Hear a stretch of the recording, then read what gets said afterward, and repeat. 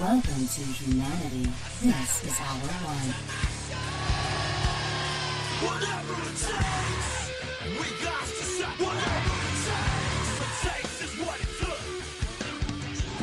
This is Brock Lesnar, and you're listening to FightNet Radio. Hi, this is Manny Pacquiao. I'll fight anybody on FightNetRadio.com.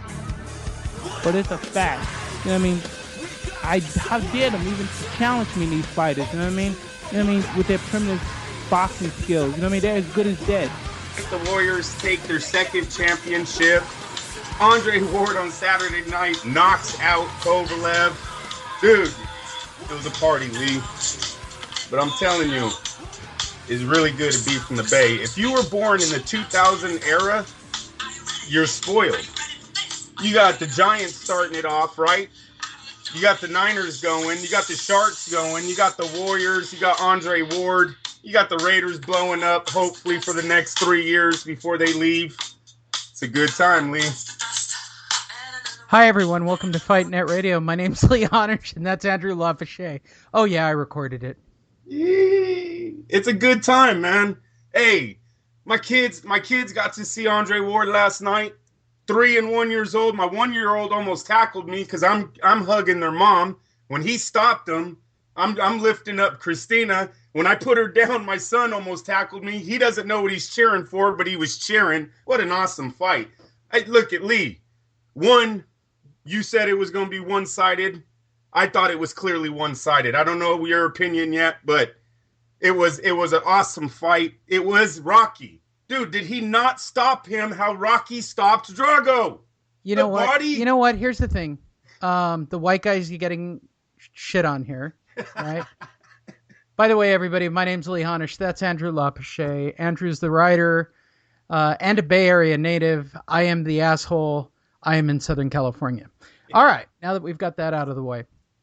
I actually thought about this while we were recording the show. I wanted to, explaining it really ruins the joke, right? Me taking the side of... I gotta be honest. I had Kovalev doing really well for the first 5 rounds. I had Harold Letterman's scorecard. Right. Sorry. You told me. I did. And I responded with... Yeah, you didn't agree. But you also are a tremendous... you go into fanboy mode. No. Oh. No. Let me give one shout out. One shout out to Roy Jones Jr. last night, who I think had his best moments behind the microphone. And it started in the first fight. This isn't just because of Ward Kovalev. In the first fight, Lee, when he called out Flores for staging that knockout, it was a foul. Let me get that out there first. I don't want to argue about the foul or not. It was a foul. But that kid wasn't knocked out. It was a great move. You know, they said he was too green to fight Rigondeaux, but what a veteran move he pulled there. He knew it was after the bell, and that kid went down. And you know what I loved? Did you see him opening his eyes to look at the ref, and then he would close them again and start breathing? Oh, it was great. But Roy Jones caught him. Roy Jones is a fighter. He's seen that kid, what he did. So I thought Roy Jones had his best time. He called it like it is in the Ward Kovalev. Roy Jones was all over it from round 2. As soon as Roy Jones explained over the TV how Kovalev was being a one-dimensional fighter, just using the right hand and a left jab, you clearly seen what was happening in that fight. He was getting out-punched by the power shots. Not by landed. I'll give him that. That jab was cracking, Lee. But the power shots weren't adding up. Ward was hitting them hard. And Roy kept telling him, here's Jim and Max. Oh, it's the jab. He's out throwing it. And he keeps saying, the harder punches are coming from Andre Ward, though. You can hear him. You can see him. Even the head snap back of Kovalev so many times last night. It was a great fight. Kovalev's people want to argue about the low blows, Lee. Look at this is a company that negotiated Sergey Kovalev to a no guaranteed contract. I highly doubt they're going to get it right in the court system. That's just my opinion. If contracts is what main events do for a living, and he got zero money, 0. That is that's almost criminal. So for those of you living under a rock and 5 minutes into the show, Andre Ward, winner TKO, eighth round. If you're a Kovalev fan, it was TKO by low blow. If you were a Ward fan, it was Andre biding his time. Biding his time. Now, hey, Lee. Let's be honest. Can we be honest, though? The first 2 rounds definitively. I had Kovalev up. Yes, I think it was in the 4th round, and then that's it. Okay, by the way, I'm looking at the judges' scorecards for last night. Wow. All right. Moretti, Fieldman, and Weisfield all agreed on the first 2 rounds only. Can you believe that shit? The 3rd round went to Ward, except for Weisfield, who went towards Kovalev, right? Then the 4th round they all gave to Andre Ward. 5th round they all gave to Kovalev. Wow. Yeah. 6 and 7 all went to Ward. Yeah. Okay. Yeah, I started having Ward pull away. Honestly, in the 8th round, you're talking about a really tight fight no matter how you want to lay it out. If we're going by the scorecards, which is the direction this fight was going, into the 8th round, Kovalev's right there. I actually seen the knockout earlier. I told you Andre Ward by, and in stoppage, the word stoppage didn't go in before I hit send. But you seen it, Lee. He was gasping for air. He was getting hit with tremendous body shots and left hooks to the head. And then when that straight right hand started coming, when he started surprising Kovalev with that straight right, the lead right hand, it broke him down. No, I seen it clear. Roy Jones showed me what the flaw was of Kovalev, and as you watch the fight, he's exactly right. Kovalev is landing a jab. Ward is responding with 2 power shots, and if not 2, both, 1 is landing every single time, and it's breaking Kovalev down. That 4th round is when the decline starts for Kovalev again. He talked about overtraining in the first fight. In the 4th and 5th round, he just thought he lost it. It happened to him again, and I'm starting to think, Lee, that's a little bit more of Andre Ward than it is his training, his trainers, or what he did to prepare for the fight. This is Andre Ward's body work, his aggression, his pressure, or not aggression, but pressure. Very, very technical on the inside. Andre Ward has these movements on the inside where he can generate so much power by just turning his hips. He brings his arm all the way back. It's like the fighter can't do anything about his right hand on the inside because Andre's shoulder is blocking him. Now, Kovalev was trying his left shoulder. Kovalev was trying to come over the top and sometimes was hitting Andre in the back of the head, then getting warned for it. So he can't do that. And he's allowing Ward in there, and Ward's generating that right hook either to the body or to the ear. And if people see the fight, Kovalev at one point does reach to his ear, and he's checking it either for, for blood. He probably thought on one of those right hands on the inside that he popped his eardrum. But during the fight, you can see Kovalev twice put his glove up to his ear, then look at it to see if there's blood.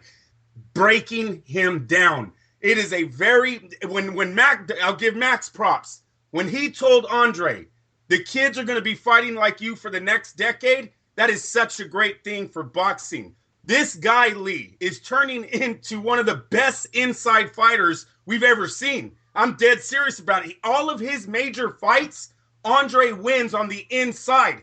Did you see his defense? For anyone that thinks running around a ring for 12 rounds is boxing, bullshit.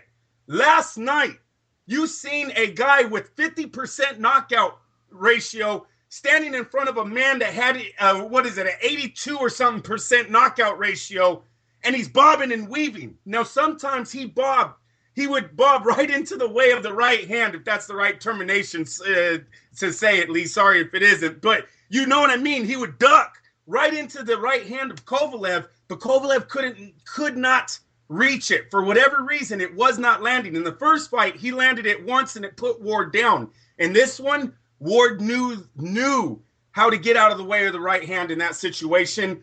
One of the best inside fighters, decent on the outside. Speed is above average. This guy, Andre Ward, look at, I don't know. I asked you before the fight, where did we go from here with him winning by a decision? Lee, he knocked him out in 8 rounds. He knocked him out in it was one of the biggest knockouts that we've had in a mega fight in a long time. That was, what was it, like a 7-8 punch combo that actually finished that fight? Yeah, you can lean on the 3 body shots that actually make Tony Weeks step in and call it. But it is the whole round leads up to those 3 body shots. It was an excellent stoppage, excellent fight. I do believe a star is born. HBO now must put all their money behind Andre Ward. I don't know where they go in their next fight, Lee, but he is the man right now. There's no one more dedicated to the sport to him. Last night proved it. He came back in the rematch and stopped him. Awesome, awesome fight. Low blow. Hey, he did what he did. He Low did what blow. he did. No, I'm not going to call all. I will not say all 3 of them were above. Okay, I won't say that. It's a judgment call by the ref. It's also I believe Tony Weeks didn't get a clear view. Tony Weeks didn't get involved in the fight except to pull the 2 of them apart. He didn't give They were both being Look, very, this was very the dirty. shittiest night of reffing. No. I won't go that far because both men were doing it. Okay, let's rewind. First of all, let's talk about the abortion that was the undercard. Wait a minute, Lee. Yeah. Yeah. Kovalev turned his back on this night and didn't get deducted a point. He actually did it twice. Kovalev then took a body shot, bent over like it was a low blow, just went to one knee, called his own break. He literally called. This isn't sparring. You don't just get to say, oh, shit, ref, that's low. I'm going to just take a knee. My bad. You don't do. Tony Weeks did nothing about that. Tony Weeks, we have said on this show, because the man says it himself, if you look helpless on the ropes, I will stop the fight. And he started making that example or making that statement after the Castillo-Corrales, when everybody was kind of giving him shit because he let Corrales spit his mouthpiece out twice, and then Castillo gets hurt once he stops it. He says, if you look at the situation, Castillo was on the ropes helpless. Corrales was on the ground. Yes, he was having problems with his mouthpiece, but I gave him 8 seconds. He was able to get himself back up. The fight continues. For Castillo, he's done. He's helpless on the ropes. The next punch could be a bad situation. I'm stopping it. In this Kovalev situation, Sergey should have just dropped to the mat. He froze on the ropes. He put himself in a helpless situation. Tony Weeks is going to stop that fight every single time. You know, you and Dan Rayfield are the only minds sharing like minds. Hey, Lee, I'm not going to call all of them. I don't know if they're all above. I also don't see a clear view of where the punches land, because you can see that punch in the final spot is in his rib cage, or not his rib cage, but his stomach. He's getting there. I don't know if he hit cup and went up though. I don't see that. I do not see that. They are uppercuts to a very small window. The ref said they weren't low. You call it like it is. I'm not the ref. I'm not the commission. I thought the commission put themselves in a real bad position last night. Who was the man's name? Bob Bennett, I believe, the executive director of the Nevada State Athletic Commission. When he said, I'm jumping around here, but stay with me, guys. Same night, Guillermo Rigondeaux situation now. When he said... Rigondeaux, can't you say it correctly? Rigondeaux, Well, sorry. no, it's Rigondeaux. Oh, but Rigondeaux. for some reason, the HBO announcers go Rigondeaux.